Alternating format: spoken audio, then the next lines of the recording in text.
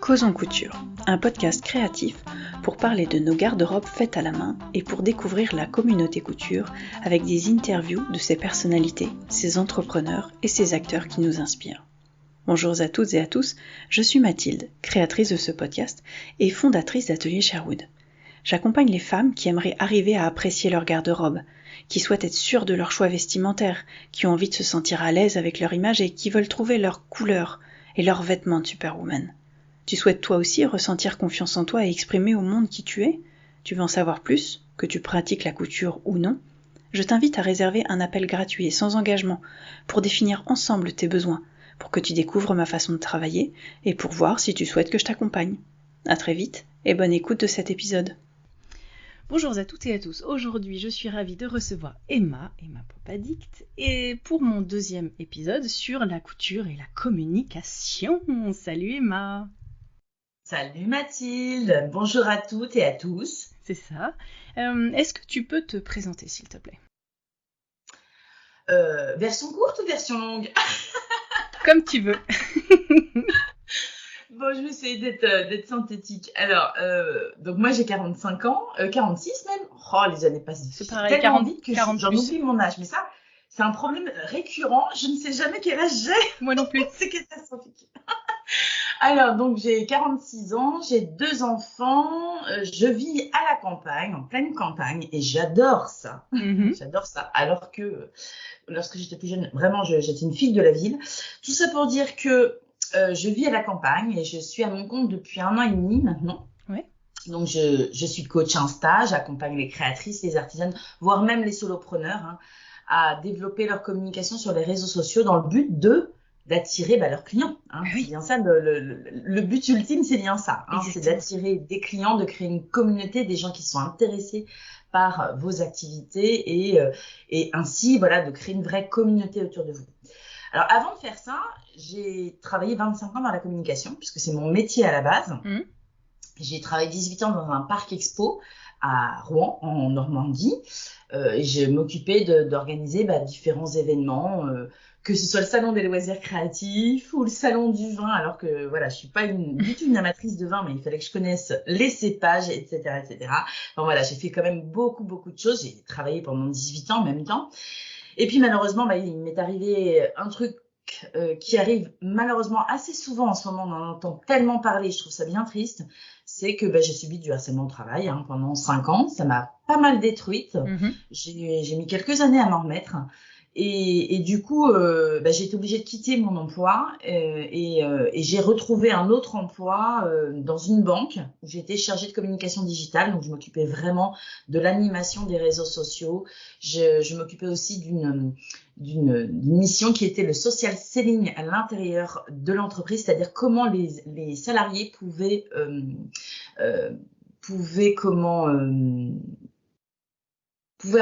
influencer l'image de l'entreprise.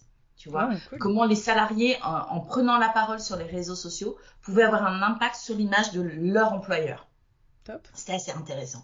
Mais tout ça pour dire que la banque, voilà, ça a été une période de ma vie où ça m'a permis de me reconstruire, entre guillemets, mais clairement, c'était pas un secteur pour moi. En tout cas, ça ne correspondait pas à ma personnalité. Je m'en suis assez vite rendu compte. Et toujours est-il qu'en parallèle, j'ai ouvert un compte Insta à mon nom personnel, ce qui n'était pas le cas avant, puisque j'animais des réseaux sociaux pour mes employeurs. Ouais. Pourquoi j'ai fait ça? C'est parce que au moment où ça allait très mal, j'ai découvert la couture. Donc j'étais en arrêt, vraiment ça n'allait pas du tout. J'étais sous antidépresseurs, enfin j'avais la totale. Et je me suis dit, qu'est-ce que je vais bien pouvoir faire de ma journée? Les journées passaient pas, personne n'était à la maison, les enfants à l'école, le mari au boulot. Et en regardant sur mon tel, je me suis dit, tiens, je vais me coudre une trousse, ça va m'occuper 3 heures, comme ça je vais aller chercher la gosse après à la fin de l'école. Et j'ai mis vraiment, je suis tombée dedans comme ça, dans la couture thérapie.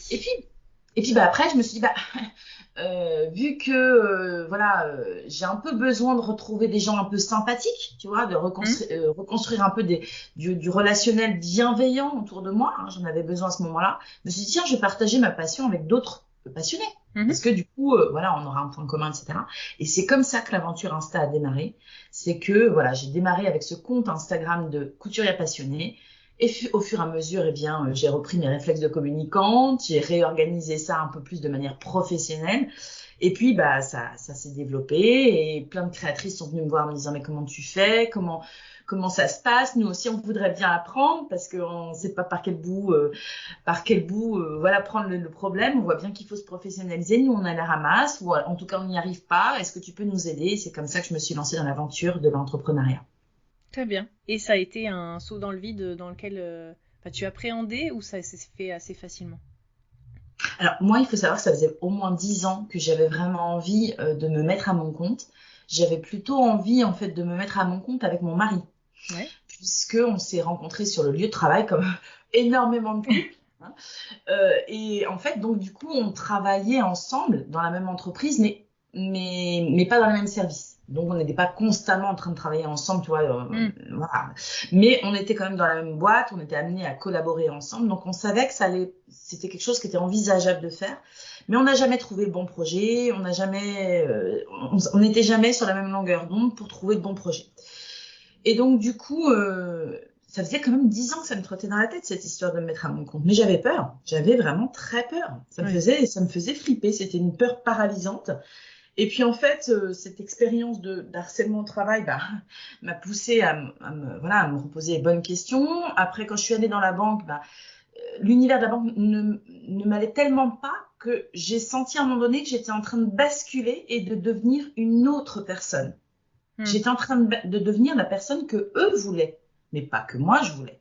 Et ça, quand je m'en suis aperçue, je me suis dit, ah ça, c'est pas possible. Je suis encore en train de dévier. Je suis encore en train d'arrondir les angles, de faire ce qu'il faut pour que ça se passe bien. Mais moi, je suis pas bien. Oui. Et c'est à ce moment-là que j'ai dit, non, stop, c'est plus possible. Il faut que je trouve mon propre chemin. Et du coup, alors ça s'est fait progressivement, mais à un moment donné, j'ai eu vraiment le déclic où je me suis dit, non, mais attends, je deviens une autre personne. Là, à ce moment-là, j'ai demandé ma rupture conventionnelle, parce que j'avais la chance de pouvoir demander ça, ça a été accepté et ça m'a permis de mettre le pied à l'étrier. Et quand je me suis mis à mon compte, naturellement, parce qu'en fait, ça a été presque sur un coup de tête. C'est-à-dire que ça faisait longtemps que ça mûrissait, mais ça a été un coup de tête de dire, je demande ma rupture conventionnelle, parce que j'en pouvais plus. Et donc, quand je me suis retrouvée toute seule à me dire ça, qu'est-ce que je vais faire? J'ai un peu exploré les différentes opportunités qui se présentaient à moi et je me suis dit que finalement, la plus simple et celle que je maîtrisais le mieux, c'était celle-ci, c'était de proposer mes prestations de service, mes prestations d'accompagnement pour apprendre aux gens mon métier que j'exerce depuis toujours, qui est la communication. Ouais. Et en quoi la couture, on a senti que c'était une thérapie au moment où tu as commencé ça. En quoi aujourd'hui elle a nourri en fait cette activité de communication de coach Instagram? Eh bien, il y a un lien, c'est que en fait le lien, c'est tout simplement, c'est que j'ai toujours été manuelle depuis toute petite. J'ai toujours fait des choses de mes mains. J'ai fait de la céramique, enfin j'ai fait plein de choses. J'ai même eu une période où j'étais créatrice de bijoux. J'ai fait de la création de bijoux textiles. J'en parle. C'est vrai que tiens, d'ailleurs, il faudrait que j'en parle un de ces quatre, mais j'ai fait ça. J'ai donc créé des bijoux textiles. Donc tout ça pour dire que j'ai toujours été dans la créativité et dans le faire de ses mains. Et donc la couture m'a permis vraiment de raccrocher à un univers de création, un univers d'artisanat. Et c'est pour ça que en fait, je comprends très bien les problématiques que peuvent avoir les créatrices et les artisanes, qui est de trouver une signature artistique, qui est de savoir organiser sa journée, parce qu'on est des vrais couteaux suisses, les créatrices et les artisanes, elles savent tout faire. Ou en tout cas, si elles savent pas, elles doivent apprendre. Parce que il n'y a pas forcément les moyens de sous-traiter. Donc du coup, voilà, on est obligé de devenir un vrai couteau suisse. Et ça, je le comprends très bien. Du coup, dans mon accompagnement, je l'intègre. C'est-à-dire, je sais très bien que ces personnes-là, elles ont peu de temps à consacrer à leur communication et qu'il faut que ce soit le plus efficace possible et que ce soit compatible avec leur journée de production. Puisqu'en fait, la production en tant que telle de leur art, c'est ce qui leur demande le plus de temps. Et c'est ce qui est le plus important, parce que c'est ça qu'elles vont réussir à vendre et c'est de là qu'elles vont tirer leurs revenus. Alors, je suis pas sûre que ce soit le plus important. Parce qu'en fait, souvent le problème, c'est que lorsqu'on est créatrice ou artisane, et c'est normal, on veut vivre de sa passion. Et sa passion, c'est quoi? C'est de créer. C'est donc de produire des objets ou des articles. Mais donc, du coup, quand on produit des articles en quantité, on mobilise de la trésorerie, on axe toute son énergie aussi dans la partie création, et on peut se retrouver, bien sûr, c'est pas une obligation, mais on peut se retrouver avec un stock, avec un stock de création. Et si on n'a pas travaillé sa communication en parallèle, eh bien, on n'a personne pour les acheter. Ah bah oui. Donc, en fait, la problématique, c'est quand même de trouver un juste équilibre entre produire et communiquer pour vendre.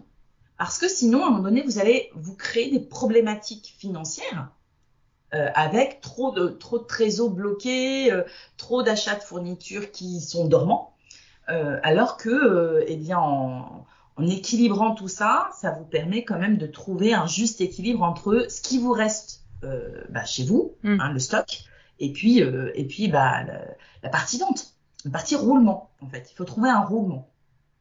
Oui, trouver le bon équilibre.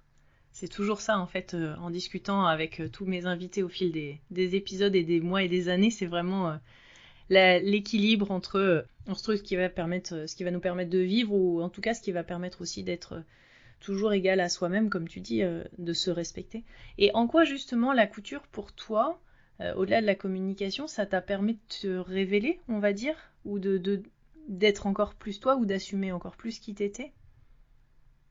Alors en fait, je pense, comme je le disais, c'est que moi j'animais les réseaux sociaux pour mes employeurs, donc des comptes qui devaient refléter une image de marque, l'image de l'entreprise. Ce n'était pas moi. Je me mettais dans les souliers de quelqu'un d'autre. Et du coup, en fait, ça s'est pas fait volontairement. C'est que, encore une fois, j'avais vraiment besoin de me recréer des relations humaines cordiales, bienveillantes, puisque malheureusement, j'avais pas mal morflé, comme beaucoup de gens. Hein, encore une fois, il y a tellement de gens qui en souffrent de ça. Tout à fait. Et donc du coup, moi ce que je cherchais avec ce compte couture, c'était vraiment à me recréer une communauté bienveillante, des gens avec qui j'allais partager ma passion, et donc un peu redonner une dimension vertueuse aux relations humaines. Et donc du coup, c'est en commençant comme ça, eh bien j'ai fait quelque chose que j'avais jamais fait, c'est-à-dire je me suis mis en avant, c'est-à-dire c'était mon compte à moi, alors qu'avant j'étais un petit peu en sous-marin. On me voyait pas. J'étais l'animatrice fantôme des réseaux sociaux de mes employeurs, tu vois. Que là, c'était vraiment différent. C'était moi qui présentais mes créations. Au début, c'était ça d'ailleurs. Au début, c'était je présentais mes créations, mais je voulais pas forcément me montrer. Oui. Quand on voit le chemin parcouru aujourd'hui, on peut en rire, mais c'est vrai qu'au début, j'avais pas du tout cette volonté de me montrer. Pour moi, je montrais mes cousettes. C'était ça que je voulais présenter. C'était mes réalisations couture. Et en fait, je me suis aperçue que la problématique, c'est que quand on monte ses cousettes sur un cintre ou sur un mannequin qui est pas forcément à nos dimensions, hein, qui reflète pas notre morpho, ça rend pas du tout pareil. Ben non. Limite, même ça rend rien du tout. Ouais. Donc, je me suis dit, ah oui, non, c'est embêtant parce qu'on voit pas la profondeur du décolleté de telle robe, machin. Et donc, du coup, je me suis dit, non, il n'y a pas à tortiller. Il faut que je le monte sur moi. Donc, au début, j'ai coupé. Je coupais mon visage. Donc, je montrais que je dirais, jusqu'au menton, tu vois. Et puis, en fait, les photos étaient moches. Un porte-manteau, ça reste un porte-manteau, même vivant, c'est pas chouette, quoi. C'est ça, je me suis dit, ah oui, alors mince, ok, donc là on voit bien la cousette, mais la photo est vraiment catastrophique. Donc après, je me suis dit, bon, non, alors à ce moment-là, autre solution, je fais la photo, mais je me floute. Ou alors je cache mon visage. Parce que j'avais du mal. Et puis en plus, alors, pour être tout à fait honnête, à ce moment-là, c'était vraiment au tout début, hein, donc j'étais encore sous l'emprise de mon ancien employeur qui m'avait harcelée, et du coup j'avais peur que cette personne-là me retrouve sur les réseaux et se mette à déverser des choses horribles me concernant, tu vois. Bien sûr. Et c'est aussi ça qui me bloquait de me montrer. Donc il y avait cette partie-là, et puis il y avait l'autre aspect, c'était que j'avais encore du mal avec l'image que je renvoyais de moi-même, tout simplement. Et est-ce que tu prenais le temps de te regarder dans une glace ou c'était pas quelque chose justement où t'étais, ton image était vraiment quelque chose que t'évitais ou... Non, non, c'était pas quelque chose que j'évitais, mais c'était quelque chose que j'avais du mal à afficher aux yeux du monde. C'est un peu ça, si tu veux. C'est de se dire, là, je suis en train je le mets public sur Instagram, tout le monde, n'importe qui du monde entier peut tomber dessus. Enfin, c'est ça, ça peut faire peur, hein, ça peut faire peur. Et je le comprends tout à fait. Et en fait, tu publies une fois, tu publies 2 fois, tu publies 20 fois, tu publies 100 fois et tu t'aperçois qu'il se passe pas grand-chose en fait. Ouais, c'est ça. La Terre s'arrête pas de tourner, personne a remarqué que t'étais plus cerné ou que machin ou que truc muche. C'est ça. Donc en fait, je pense que voilà, c'est vrai que les réseaux, c'est quelque part, voilà, on dépose notre image qui est enregistrée sur des serveurs du monde entier, c'est la vérité. Mais en même temps, il y a tellement de monde, il y a tellement d'informations, une masse d'informations qui est énormissime, qu'en fait, on est noyé dans un océan. Donc, faut pas non plus croire que notre image, elle va être utilisée à des fins terribles. Alors oui, ça peut arriver, mais enfin, c'est un cas sur combien de milliards? Et puis ça dépend aussi ce qu'on dépose, c'est-à-dire qu'il y a une différence entre je suis pas sûre d'assumer ma tête, qui est une tête normale en fait, hein, entre nous. Je suis pas sûre d'assumer ma tête dans une robe à pois ou je me mets en lingerie et où je choisis une très jolie photo de lingerie. Et le dernier niveau, c'est je dépose une photo qui est à caractère sensuel ou des choses comme ça, où là on a vraiment un objectif comme ça. Donc il y a vraiment 3 niveaux aussi.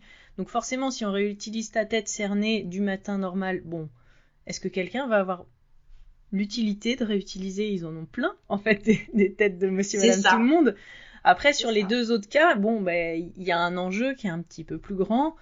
Sur le dernier cas, c'est un peu, on joue en connaissance avec de cause. Le feu. Ouais, on peut le dire, on joue avec le feu. Voilà. Oui, non, mais je suis tout à fait d'accord. Je suis tout à fait d'accord. Donc après, comme tu dis, ça dépend aussi de ton objectif. Exactement. Hein, clairement, voilà, toi et moi, on a des physiques de Madame Tout le Monde. Enfin, on est, voilà, Madame Tout le Monde. Faut se dire des choses. Donc voilà, on va pas attirer des foules. Waouh, Mathilde, waouh, Emma. Non, enfin, je veux dire. On devrait tester un truc comme ça. Faut tout relativiser. Mais c'est vrai que pour en revenir au sujet, je pense que le fait en fait, là, je t'explique vraiment par quelles étapes je suis passée. C'est qu'au début, je ne voulais pas me montrer. J'ai compris que les photos étaient moches, c'était pas du tout valorisant. Moi, je voulais partager mes cousettes, mais si c'est pour montrer des cousettes qui sont moches, ça n'a aucun intérêt. Ouais, ça donne pas envie et on partage pas. Voilà, ça donne pas envie. Donc, du coup, c'est comme ça que j'ai évolué au début. Et puis, à un moment donné, j'ai dit, allez, j'ose montrer ma tête. Et en fait, quand j'ai montré ma tête, et c'est là que je me suis aperçue, ah ouais, ok. La première fois que j'ai montré ma tête, je m'en souviens parce que ça a été compliqué. Et bien, la première fois que j'ai montré ma tête, j'ai été surprise par la gentillesse, par la bienveillance des gens qui me suivaient déjà, qui me disaient, waouh, oh, c'est tellement chouette de te voir. Ça y est, on comprend enfin qui c'est ma pop addict. Enfin, bah oui, parce qu'en fait, les humains, ils ont besoin de se connecter à d'autres humains. C'est ça. Et c'est ça la force, en fait, que je dis aujourd'hui, c'est que quand on ose se montrer, on connecte quand même beaucoup plus facilement avec d'autres humains. Et en plus, on commence un chemin vers l'acceptation de soi. Parce qu'en fait, ce qui s'est passé, c'est qu'au fur et à mesure que j'ai publié des photos de moi avec mes cousettes, plus ça allait, plus je me voyais en photo. Plus je me disais, ok, alors qu'est-ce que je veux faire comme photo, comme type de photo? Donc, si tu veux, il y avait une notion de plaisir autour de tout ça. C'était un côté artistique un petit peu. Voilà, c'était... alors, si je couds telle cousette de telle couleur, bah, je prends quel fond derrière. Je me suis aussi beaucoup améliorée en photo parce que clairement, au début, les photos étaient moches. Et puis, bah, comme j'aime les belles photos, j'ai appris aussi au fur et à mesure à jouer avec la lumière, à jouer avec les profondeurs de plan, les choses comme ça. Donc, c'était génial. En fait, tu t'aperçois que plus ça va, plus tu fais des belles photos. C'est aussi hyper motivant. Bien sûr. Et en ce qui concerne ton image, eh bien, au fur et à mesure, tu t'habitues à te voir. Ouais. En fait. Tu t'habitues et tu te dis, bon, ok, oui, j'ai des rides, bah oui, mais écoute, de toute façon, j'ai pas les moyens d'aller me faire, je dirais, charcuter. Puis même si j'avais les moyens, je pense que ça me plairait pas. Bah, t'as Parce pas que ça me 25 ans, correspond donc pas. c'est normal, en fait. Oui, puis ça correspond pas à mes valeurs. Donc voilà, le mieux en fait, c'est de s'assumer. Mais de s'assumer, quand on dit s'assumer, c'est facile comme ça le mot. Mais il y a tout un cheminement derrière. Et donc, au début, je me souviens quand j'ai cousu, je cousais des choses. Alors, en plus, c'est vrai qu'il y a eu un cheminement. C'est-à-dire que quand tu couds, tu te concentres plutôt sur la couture en tant que telle. C'est-à-dire, Mhm. oh, je vais réussir à me coudre une blouse ou un haut ou une chemise. Et en fait, au début, tu couds des trucs en te disant non, mais c'est le challenge de coudre une chemise. Ouais, le côté technique ou... Voilà. Et les premières fois, en fait, alors, soit j'avais mal choisi des patrons, soit je savais pas les ajuster. Donc, les débuts sont quand même compliqués parce que tu couds des trucs Tout à qui fait. vont pas forcément t'aller, si tu veux. Donc, ta chemise, voilà, finalement, bon, elle a plein de défauts parce que c'est le début, hein, mais tu l'aimes quand même d'amour, mais surtout, c'est qu'elle te va pas terrible. C'est- Et donc, au fur et à mesure, bon, bah, t'affines là-dessus, tu commences à comprendre, voilà, comment t'ajustes les patrons, comment choisir des patrons qui vont t'adapter à ta morpho. Mais surtout, au fur et à mesure, je me suis autorisée à porter des tissus que j'aurais jamais osé acheter en magasin. Ça, Mm. je m'en suis aperçue. Ouais. C'est-à-dire que je me suis amusée. Je me suis dit, tiens, oh, ce tissu-là, il est trop rigolo. Oui, bon, il est un peu enfantin. Ou alors, oui, bon, il est un peu voyant. Mais on s'en fout, en fait. Là, je fais ce que je veux. Je fais ce que je veux. Je Oui, couds ce que je veux. Je crée ce que je veux. exactement. Et en fait, je me suis aperçue que je me suis créé un style au fur et à mesure de mon apprentissage couture que sans doute je n'aurais pas si je ne cousais pas mes vêtements. Oui, parce qu'on va pas forcément retrouver des vêtements dans les styles que tu couds avec ces types de tissus aussi, quoi. C'est ça, c'est ça. C'est-à-dire que les tissus que j'aime, moi, c'est vraiment des tissus enfin, avec des couleurs, beaucoup de couleurs fortes. J'aime beaucoup les imprimer et tout ça pour dire que bah, c'est souvent les styles d'imprimés que je choisis, on ne les trouve pas en magasin en fait. Bah oui, oui, c'est ça. C'est le pouvoir magique de la couturière. On est bien d'accord. Et Donc la couture, ouais, ouais, c'est ça. Et j'en discutais il y a un jour ou deux justement avec quelqu'un qui donne des cours de couture qui dit ce qui est génial, c'est de voir que les gens en fait vont coudre des choses qu'ils auraient jamais achetées en magasin de toute façon. exactement. Moi, je m'en suis aperçue, mais j'ai mis longtemps avant de comprendre que quand j'ai regardé mon dressing, je me dis oui, non, mais ça, c'est pas un dressing de magasin, ça se voit tout de suite. Et en quoi ça a soutenu ta personnalité ou ça t'a aidé à la développer ou à la présenter plus ou être plus alignée avec toi?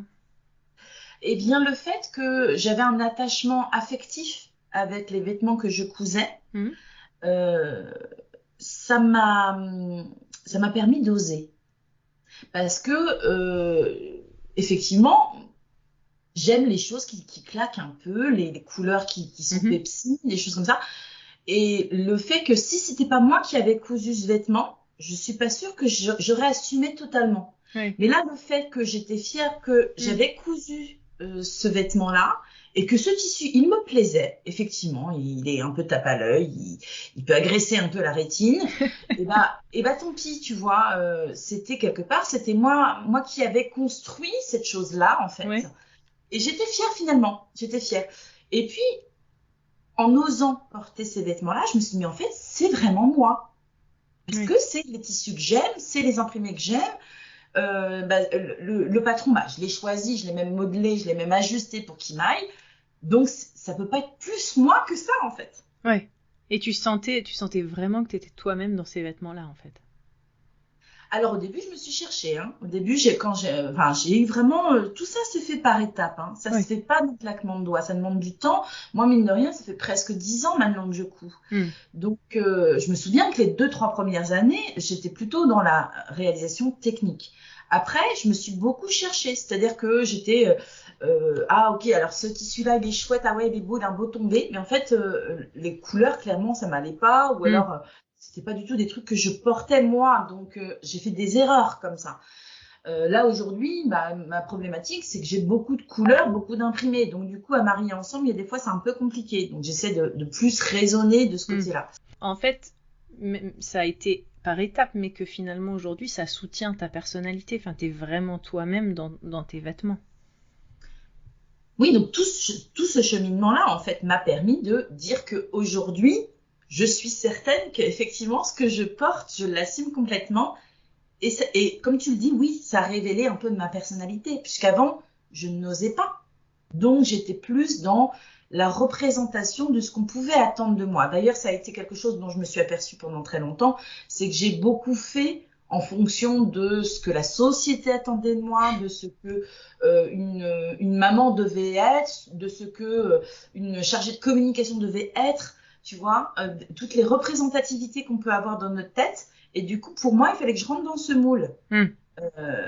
Et à partir du moment où j'ai dit stop, c'est fini les moules, j'en veux plus.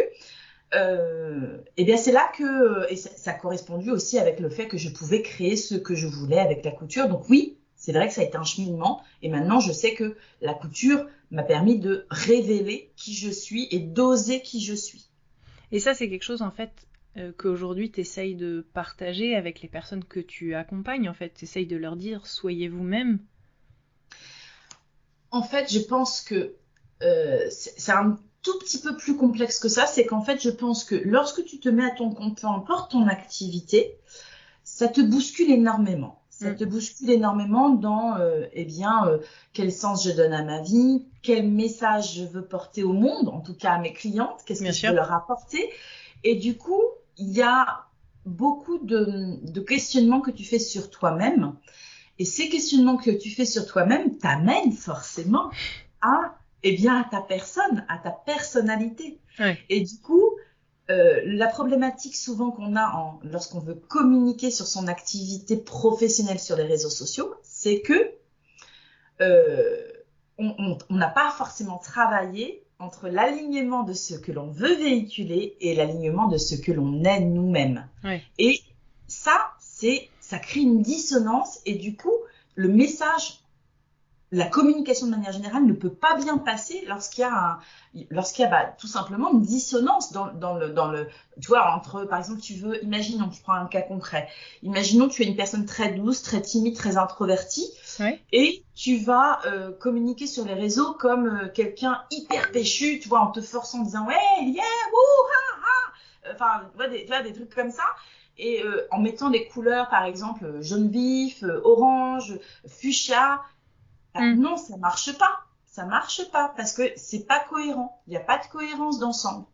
Donc, oui, effectivement, mon but, c'est de travailler une communication qui te ressemble à 300%, qui soit adaptée à toi, à ta personnalité. Et du coup, on est quand même obligé d'aller fouiller un petit peu du côté de l'acceptation de soi. Effectivement. Ouais. En fait, ce qu'il faut, c'est trouver le juste équilibre ou la cohérence d'ensemble entre ce que tu veux véhiculer et ce que tu es toi et ce que tu es et ce que tu veux aussi transmettre. C'est-à-dire qu'il y a des gens qui veulent pas se montrer sur les réseaux. Je comprends, je suis passée par là, donc je le comprends très bien. Mais du coup, si c'est pas parce que tu ne te montres pas que tu ne peux pas véhiculer tes valeurs, que tu ne peux pas véhiculer un message.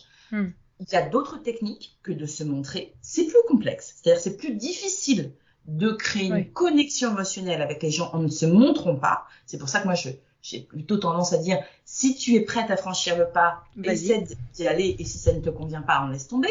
Mais donc, en fait, il faut adapter sa communication, adapter ses messages, adapter ses contenus à ce que tu es capable de faire par rapport à toi-même. Oui. Bien sûr, bien sûr. Et aujourd'hui, les accompagnements que tu fais, comment ça se passe? C'est les gens qui viennent te voir ou c'est, enfin, qu'est-ce qui les attire chez toi pour qu'elles veuillent travailler avec toi, ces personnes? Alors, souvent, elles ont vu mon parcours. Donc, du coup, elles savent que j'ai traversé leurs doutes, en fait, ou leurs peurs, etc. Donc, elles savent que je suis passée par là. Et moi, je le respecte tout à fait. Donc ça, déjà, voilà, elles savent que je vais pas les forcer à quoi que ce soit. En tout cas, ça, c'est pas possible. C'est-à-dire que on n'ira jamais au-delà de ce qu'elles veulent. Ça, c'est un respect déjà de base.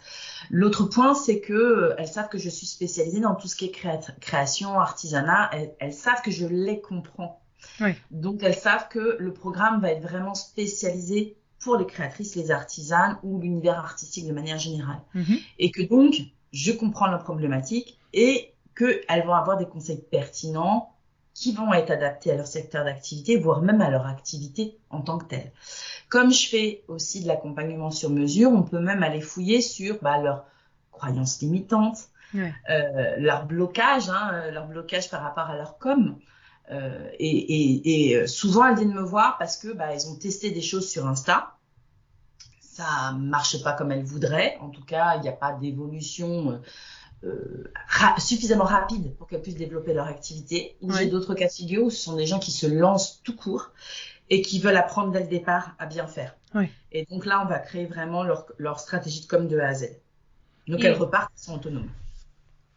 Et les retours, en fait, la com, on est d'accord, c'est pour arriver à vendre, en fait, dans leur cas, c'est pas juste pour gagner des abonnés, c'est pas juste pour avoir une visibilité, c'est une visibilité pour vendre et faire tourner une entreprise, en fait, un business. Est-ce que tu as des retours, toi, positifs de ce point de vue-là? Enfin, j'imagine que oui, mais parce que c'est vrai que tu vas nous partager des fois des gens qui ont un certain nombre d'abonnés en plus. Est-ce que justement toute cette communication, elle arrive à déclencher des achats et justement de leur côté une communauté qui va être active et qui va être engagée chez ces gens-là? Ouais, c'est une super question, ça, Mathilde. En fait, oui, c'est que la communication, c'est un canal de vente. Bon, voilà, ça permet d'autres choses, mais c'est un outil de vente, clairement. Ouais. Mais du coup, la communication, pour que ta communication sur les réseaux se transforme en vente, il y a un parcours, il y a un tunnel qui se fait. Ouais. Et donc, le tunnel, par exemple, sur Insta, comment il va se dérouler? La personne, elle va flasher sur un de tes contenus, que ce soit un post, une publication, un carrousel, un réel.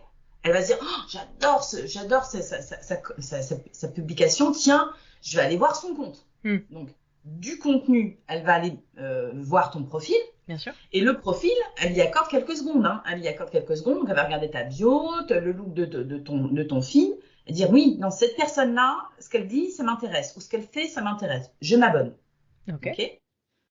Ou elle s'abonne pas. Si elle s'abonne pas, ça veut dire que soit ce que tu proposes ne l'intéresse pas, soit la manière dont tu as présenté les choses ne lui a pas semblé suffisamment limpide et compréhensible. Ouais. Et du coup, elle a zappé. Parce que encore une fois, tout va très vite sur les réseaux. Imaginons qu'elle s'abonne. Elle s'abonne, donc du coup, elle va voir régulièrement tes contenus, que ce soit en story ou sur son feed. Et là, justement, c'est là que du coup, ton contenu, eh bien, au fur et à mesure, il va falloir que tu l'amènes à prendre conscience qu'elle a peut-être vraiment besoin de tes prestations ou vraiment besoin de ton produit parce que ça la fait rêver, parce que ça lui ramène des choses. Et c'est là que tu vas le transformer en client.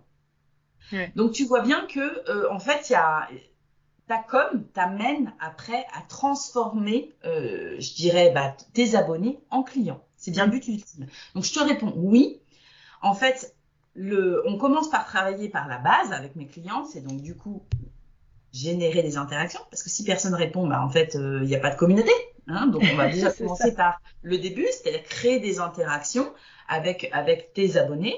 Et puis après, eh bien, réfléchir à un contenu qui va proposer un parcours client. C'est-à-dire des gens que tu vas capter parce que vous avez les mêmes valeurs. Et puis, à un moment donné, tu vas proposer du contenu qui va vraiment leur dire, ouais, là, ok, j'ai vraiment envie d'acheter son truc parce que ça correspond exactement à ma situation, je me sens concernée, etc., etc. Et donc, la plupart de mes clientes ont toutes obtenu des commandes supplémentaires. Après, c'est très compliqué. J'ai qu'une personne qui a bien voulu faire l'étude exacte de l'évolution de ses commandes. Donc, c'est effectivement assez complexe pour moi de dire à mes clientes, voilà, faites une mesure, est-ce que vous... Ouais. Voilà. Mais en tout cas, elles ont toutes augmenté le nombre de leurs commandes, c'est indéniable. Ouais. Oui, puis après, c'est vrai que c'est compliqué. Peut-être que si ça prend 1 an ou 2, pendant 1 an ou 2, même avec ou sans com Insta, il y aura une com par ailleurs, il y aura un bouche à oreille, il y aura des choses. Donc de toute façon, de manière logique, ça devrait augmenter. Donc c'est vrai de savoir à quel point c'est par la communication Insta ou pas, c'est compliqué. Alors tu peux le savoir quand même par différents indicateurs. Alors effectivement, après, comme tu le dis, c'est un tout. C'est un tout. Donc, il n'y a pas peut-être que elle t'a vu sur Insta, mais elle t'a vu encore ailleurs, ou t'as participé à un salon et elle t'a vu sur le salon. Enfin, ça peut être plein de choses, hein. Mais par contre, sur Insta, si tu es 100% digital, c'est quand même de voir tout simplement le nombre de clics sur ton site internet. Bien sûr. Tu l'as sur ton compte Insta, tu peux voir combien de personnes ont cliqué sur ton site internet. Après, effectivement, de tracer les personnes qui ont cliqué sur le site internet, qui ont passé commande, là, ça commence à être un peu plus compliqué. Encore que tu peux le faire, hein. Tu peux le faire avec Google Analytics. Donc, ça, voilà, ça existe aussi. Donc, tu peux tracer. Oui, mais ça demande un gros travail d'analyse, quoi, après. C'est ça. Après, tu vois bien le nombre de ventes. Alors nous, par exemple, mes clientes, elles ont avant l'accompagnement, après l'accompagnement, elles voient bien s'il y a eu plus de trafic sur le site et si elles ont fait d'autres actions en parallèle à part Instagram. Donc, s'il n'y a pas eu d'action par Instagram, ça paraît par déduction que c'est donc Instagram qui a rapporté le trafic. Parce que souvent, le problème qu'on a, Mathilde, c'est que les créatrices et les artisanes, elles ont un site internet, souvent, un e-shop ou une boutique Etsy. Mais si tu veux, le problème, c'est que c'est pas parce que tu as un site internet ou une boutique Etsy que naturellement, le trafic va arriver vers le site internet et la boutique Etsy. C'est ça. Donc, en fait, c'est vraiment, encore une fois, un écosystème qu'il faut créer. Et donc, il faut générer des actions, créer des actions qui vont permettre d'attirer les gens vers ton site internet. Et les réseaux sociaux, ça en fait partie. Oui, c'est ce qu'on disait avec les photos. On est combien à avoir mis notre tête sur les réseaux sociaux? Pour que quelqu'un nous trouve, il faut bien mettre des flèches et des panneaux avec des signes clignotants partout pour qu'on nous retrouve, quoi. C'est ça, créer un parcours, encore une fois, créer un parcours. Ouais. Aujourd'hui, les accompagnements que tu proposes, ça a quelle tête? Alors moi, aujourd'hui, jusqu'à présent, je ne faisais que des accompagnements individuels. Ouais, personnalisés. Personnalisé, un accompagnement individuel personnalisé. Et donc, en fait, mon accompagnement, c'est un mix entre une formation où j'apprends vraiment aux gens à savoir se servir des réseaux d'Instagram plus particulièrement et de comprendre la logique, en fait, d'une stratégie de communication. Donc, ça va un petit peu plus au-delà quand même que simplement Instagram. On va construire en fait une communication, les axes stratégiques d'une communication avant de s'intéresser vraiment à Instagram. Et c'est ça la clé. Oui, je pense. C'est qu'en fait, la plupart des gens qui sont sur Insta vont prendre un problème isolé. C'est-à-dire, par exemple, je suis créatrice sur Instagram, mais j'ai un vrai blocage avec les réels. Donc, mon problème, c'est les réels. Si je me forme sur les réels, du coup, Instagram va beaucoup mieux fonctionner pour moi. Sauf que, finalement, la vraie problématique, c'est pas forcément ça. La vraie problématique, souvent, c'est qu'il n'y a pas de cohérence entre le positionnement marketing, la gamme de produits, les prix, la manière de communiquer sur ton compte Insta, les couleurs que tu peux choisir, l'image de marque, etc., etc. Et c'est ça le vrai problème. Et donc, c'est pour ça que moi, je retravaille tout de A à Z. On retravaille les bases, la stratégie, et après, on décline sur Instagram. Et c'est pour ça que ça marche. Parce qu'on a bien recréé l'écosystème complet qui fait que c'est fluide, c'est lisible, on comprend ce que tu fais, et du coup, forcément, les gens, ils perçoivent mieux le message. Et aujourd'hui, les accompagnements, ils durent combien de temps? Alors donc, du coup, ça, c'était avant. Donc, ça, c'était avant. Je faisais que des accompagnements individuels. Aujourd'hui, je suis en train de me structurer différemment pour faire à la fois un accompagnement collectif personnalisé. Collectif personnalisé. Et je propose toujours un accompagnement avec cette base collective, mais en plus des calls individuels. Donc, tu auras toujours la possibilité d'avoir vraiment l'accompagnement individuel hyper pertinent, hyper personnalisé qui correspond complètement à toi à 300%. Et tu auras aussi la possibilité de faire un accompagnement collectif qui sera un petit peu moins élevé, mais qui te permettra aussi de travailler peut-être plus en autonomie. Alors, pas forcément en autonomie, parce que comme je disais, ça va être collectif personnalisé. Donc, on aura beaucoup de moments où on pourra échanger. Mais c'est surtout que tu pourras plutôt t'inscrire dans une dynamique de groupe. C'est ça la différence. Et ça, c'est important. Du coup, tu vas être porté par une dynamique de groupe c'est pas du tout la même énergie que tout simplement qu'un coaching individuel. Oui, Ça n'a rien à voir. Donc je pense qu'en fait c'est juste une question de ce qui te correspond plus à toi en fait. Est-ce que toi t'es plus sensible à une énergie de groupe, entendre ce que font les autres, voir comment ils ont réussi à mettre en place, ou est-ce que toi non vraiment tu as du mal à prendre la parole en groupe ou ces genres de choses là, et là tu vas plutôt aller vers l'individuel. Donc les programmes durent 3 mois parce que mine de rien ça demande un petit peu de temps à faire tout ça. Bien sûr. Hein. Et puis encore une fois, je te dis, c'est un travail qui nous amène aussi à nous poser des questions sur soi. Et ça, on y vient aussi. C'est-à-dire que au-delà d'un simple programme où tu vas travailler ta stratégie de communication dans son ensemble, parce que c'est ce qu'on va faire, on va aussi travailler sur, mine de rien, qu'est-ce que tu oses faire, qu'est-ce que tu acceptes d'envoyer comme image, est-ce que tu es prête à porter ce message aussi? Hein, souvent, on a des valeurs, mais par exemple, j'ai encore cité un autre exemple, mais j'avais une cliente qui avait vraiment des valeurs féministes. Alors féministes, pas forcément politiques, c'est plutôt, je veux que la femme, elle soit libre, je veux que la femme, elle ose, je veux que la femme, elle se sente bien, je veux que, tu vois, ce genre de valeurs-là. C'est pas la féministe politique, c'est plutôt vraiment la femme, je dirais le féminisme pur, sans aucune connotation. Ouais. Et en fait, eh bien, elle n'osait pas. C'est-à-dire que pour elle, c'était, elle avait ces valeurs-là en elle, mais c'était compliqué de l'assumer, de dire oui, moi. Publiquement, en tout cas, au-delà de son cercle personnel, quoi.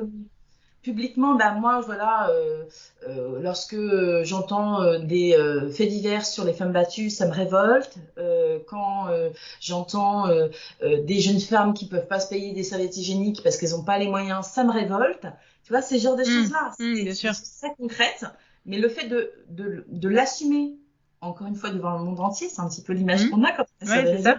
C'est compliqué des fois. Ouais. Donc le fait d'être accompagné et de dire qu'est-ce qui te bloque, de parler de ces blocages, ça peut vraiment te faire évoluer et te faire avancer, vraiment de faire passer un palier en fait. Ouais. Tu aurais peut-être eu du mal à faire toute seule. Ouais.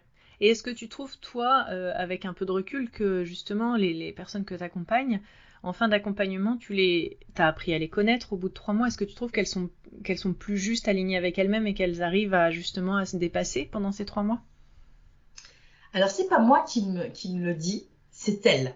Ouais. Elles me le disent. Elles me le disent et souvent elles témoignent puisque, alors j'ai de la chance, c'est que, on se fait souvent confiance. De toute façon, il y a besoin d'avoir ce lien de confiance lorsqu'on démarre un accompagnement. En tout cas, pour moi, c'est vraiment quelque chose qui est indispensable pour que l'accompagnement fonctionne.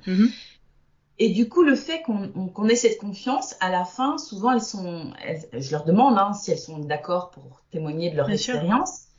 Et souvent, elles me disent oui. Alors, certaines n'ont pas volonté de le faire en vidéo parce que c'est encore compliqué, la vidéo. Mais j'ai bien, entre 15 et 20 personnes qui m'ont bien voulu, tu vois, témoigner en vidéo. Donc, c'est fort. Et tu verras qu'il y a un point commun dans quasiment tous les témoignages, c'est je me sens beaucoup plus confiante dans mon activité, je sais clairement où je vais, c'est beaucoup plus limpide, fluide dans ce que je dois faire. Et du coup, tout ça, c'est la confiance. Quand tu sais ce que tu dois faire, comment le faire, que tu sais que finalement, il y a des choses qui ont déjà fonctionné pendant le programme, que tous les stades sont au vert, oui, ça te donne la patate, quoi. Tu vas, tu fonces. Hein. Ouais. Bon, c'est génial. Et toi, alors, quel est ton bilan Moi, je vis pour ça, Mathilde. C'est ça qui me fait du bien. Je suis totalement d'accord. C'est moi, quand j'ai les... Mais en fin d'accompagnement, c'est pareil. Quand elles me disent comment ça leur fait du bien, moi, c'est pour ça que je le fais aussi. On est d'accord. C'est la seule chose qui me fait avancer et qui me donne envie de continuer, en tout cas de travailler d'arrache-pied pour que justement les gens soient au courant et d'avoir toujours proposé ça à plus de gens, quoi. C'est ça, en fait, ce que tu es en train de dire. Tu vois, je m'en aperçois de plus en plus aussi avec les personnes que j'accompagne et tu vois, des confrères comme toi ou d'autres personnes qui sont dans le milieu de l'entrepreneuriat, c'est qu'en fait, quelque part, si on s'est lancé dans l'aventure de l'entrepreneuriat, c'est parce qu'on avait besoin de retrouver du sens. Du sens dans notre vie de manière générale et bien sûr du sens dans notre activité professionnelle. Bien sûr. Donc du coup, le sens, c'est quoi? C'est se sentir utile, c'est peut-être envoyer des paillettes aux gens, tu vois. Mais au moins, t'as une mission. T'as une mission et c'est ça qui te donne envie de bosser des fois entre 45 et 60 heures par semaine, parce qu'il faut pas, hein, on n'est pas là pour être mais voilà, la vie de l'entrepreneur, c'est pas non plus tout rose rose, hein. Faut beaucoup bosser. Il y a des moments où on est découragé, démoralisé, parce que ça va pas comme on veut, on sait pas comment prendre le problème, et c'est comme ça aussi qu'on arrive à se dépasser. Ouais. Et toi, au bout d'un an et demi, là, c'est quoi ton bilan? Est-ce que tu as fait un bilan? Comment tu te sens? Alors mon bilan, c'est que bon, clairement, je m'éclate. Vraiment, j'ai trouvé ma voie.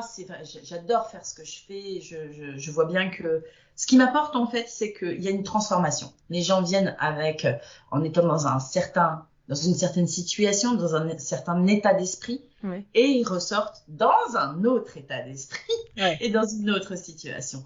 Donc voilà, moi c'est ça qui me fait vibrer, et ça pour le coup, c'est vraiment je dirais la fierté de ces 1 an et demi.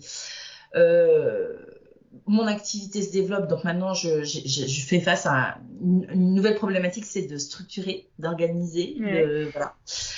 Et le bilan, c'est que je dirais aussi que j'ai beaucoup travaillé. Et ça, je pense qu'on n'en parle pas beaucoup, mais lorsqu'on est tellement animé, tellement passionné par ce que l'on fait, on se fait prendre un peu à notre propre jeu. C'est-à-dire que on mange, on vit, on dort pour son activité. Mais c'est vraiment, enfin, je veux dire, le cerveau mouline tout le temps. C'est 24 sur 24. Tout le temps. Et du coup, eh bien, il m'est arrivé des petites choses. C'est-à-dire que j'ai fait quand même un petit séjour aux urgences l'année dernière où, voilà, le corps, il a dit stop. Et je dis attention, tu vois, mon bilan sur 1 an et demi, c'est maintenant, fais attention quand même à ta santé, parce que l'entreprise repose sur toi. Et que, ok, il faut bosser, bien sûr, rien n'arrive jamais seul, mais il faut quand même arriver à trouver un équilibre. Je crois que ce sera le mot de ce podcast.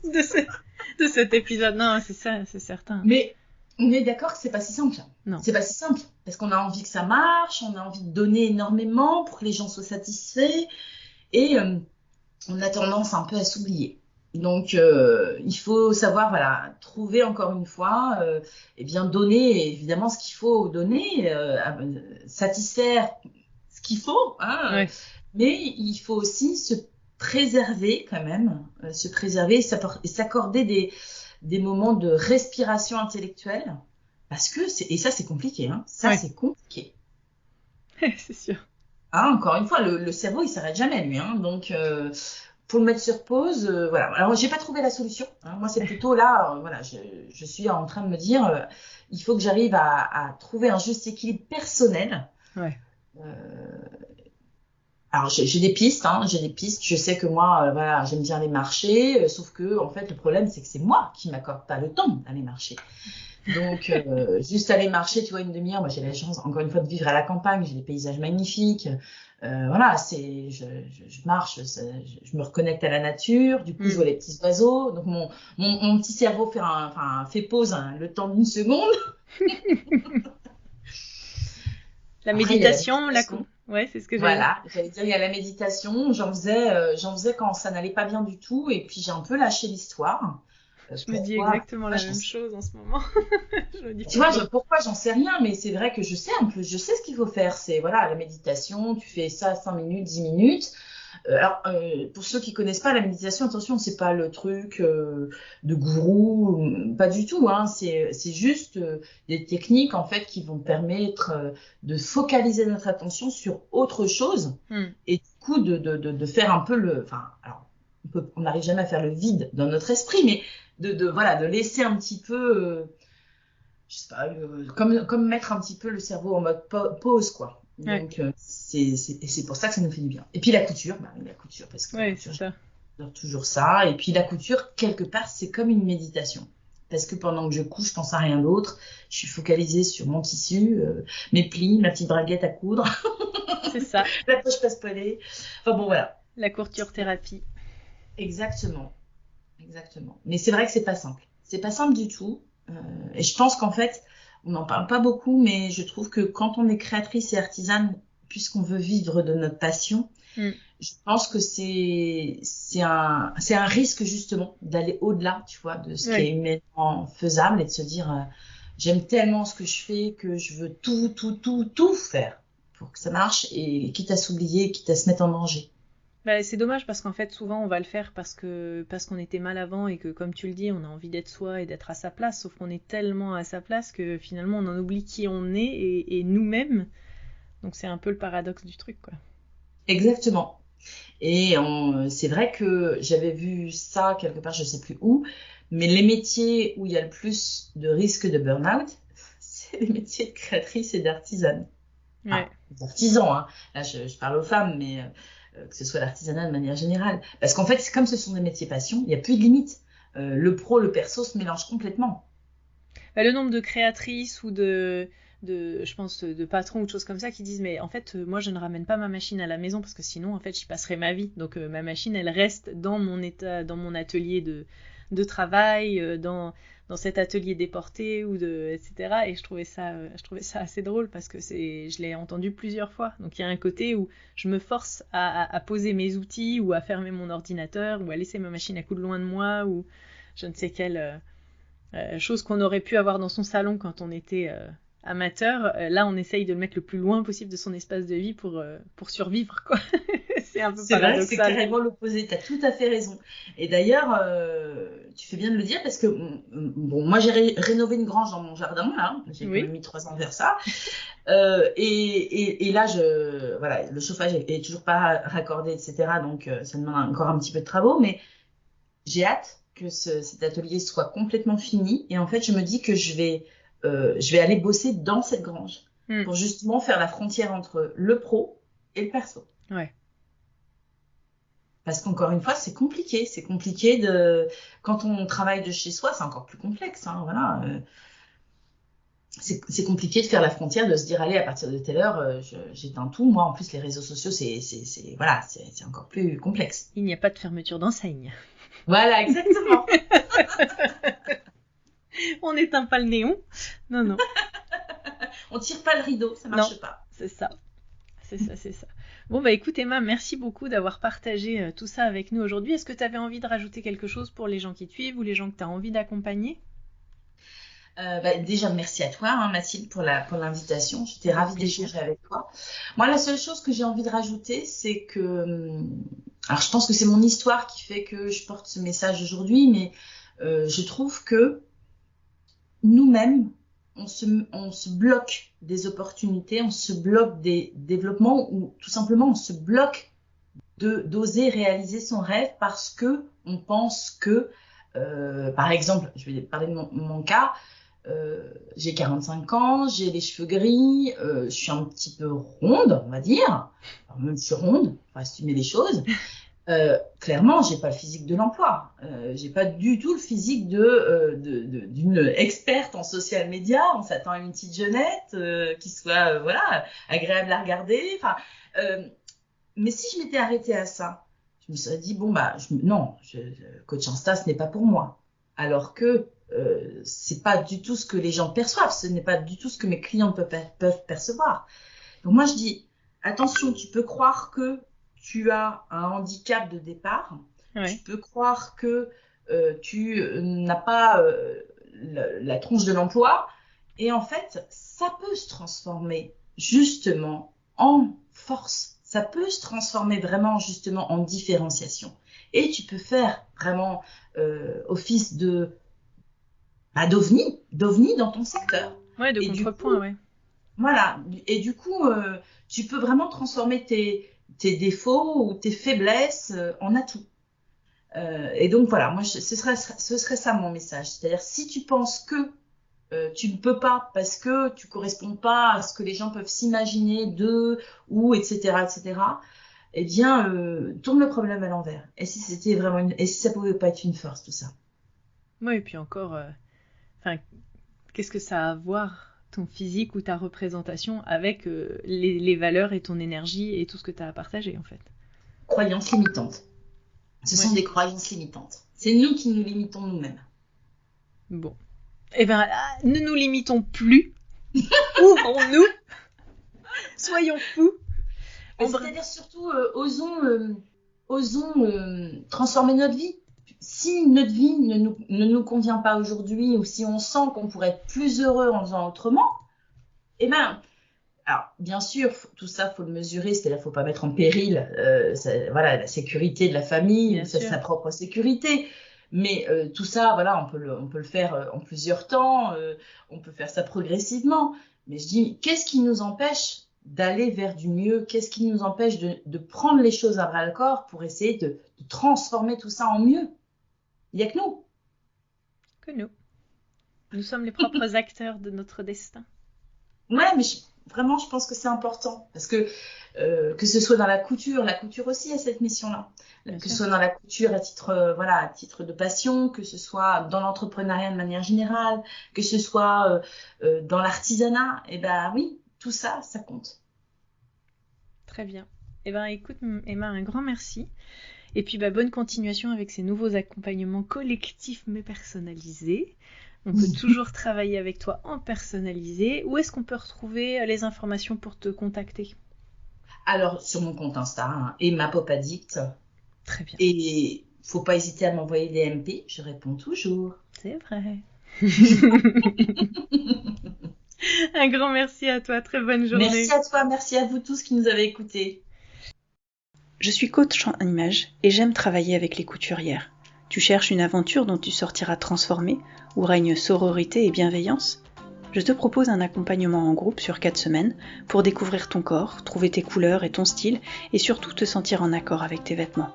Tu veux en savoir plus? Réserve un appel découverte avec moi, gratuit et sans engagement sur mon site dans l'onglet formation. Retrouve-moi sur ateliersherwood.fr, Pinterest ou Instagram à Atelier Sherwood. C'était Causons Couture avec Mathilde et Emma. Merci beaucoup, à bientôt et bonne couture.